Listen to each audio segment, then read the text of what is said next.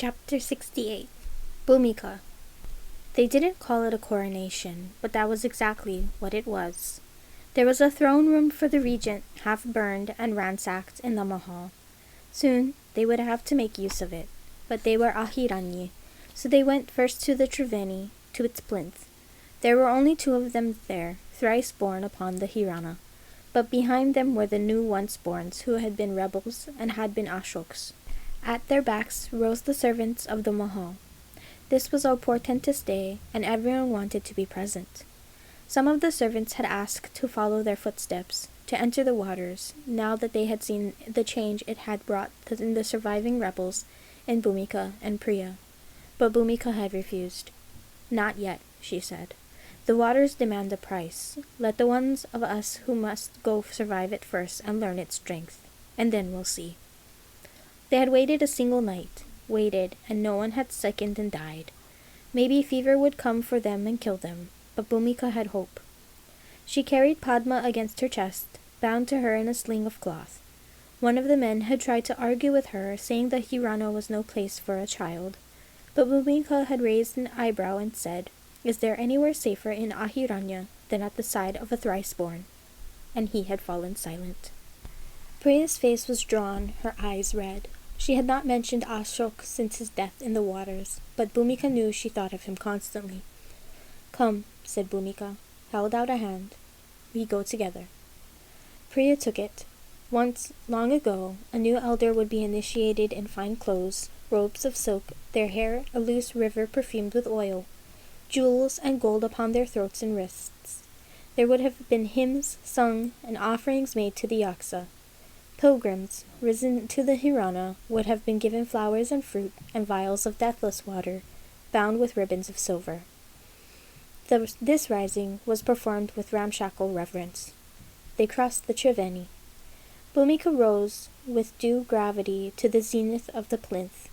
Priya rose with her. They stood, the two of them, beneath an opening that let in the sky and looked at one another. Kritika crossed the room, bowed her head. "Elders," she said, "it is time." In her hands, on a bed of cloth, lay a crown mask. Priya reached down, touched it, bare-fingered. "It doesn't burn," she murmured. "Good," thought Bhumika, with some relief, as Priya lifted the crown mask and held it. She met Bhumika's eyes.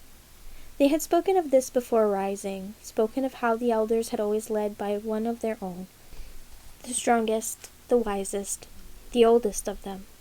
They were only two now, only two. But Bhumika would not underestimate herself again. She gave Priya a nod, drew the sling gently to shroud Padma's face as Priya nodded in return, a slight twist of grief to her lips.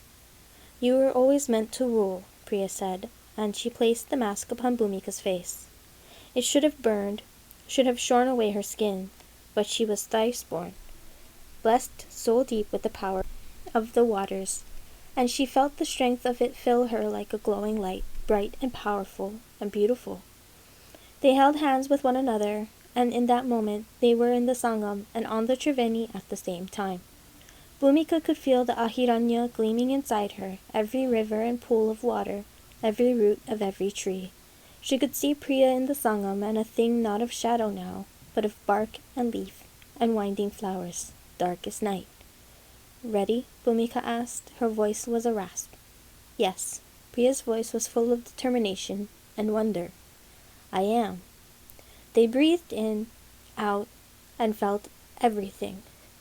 They felt Ahiranya from end to end. They felt the forest, the branches of those great trees, the green sentience of the soil, the power of venomous crop, of leaf, of vine. They reached farther than they ever had, and knew that if any army invaded Ahiranya, they could splinter it upon their thorns. Their hands separated, but the knowledge and the power remained between them still, in the waters that fed both of their strengths. "Bhumika, elder of Ahiranya," said a voice. Another. A song of voices, in exultation. "Priya, elder of Ahiranya. Elders, elders of Ahiranya." Bhumika removed the crown mask from her face and realized she was weeping and smiling, and that Priya's face was a reflection of her own.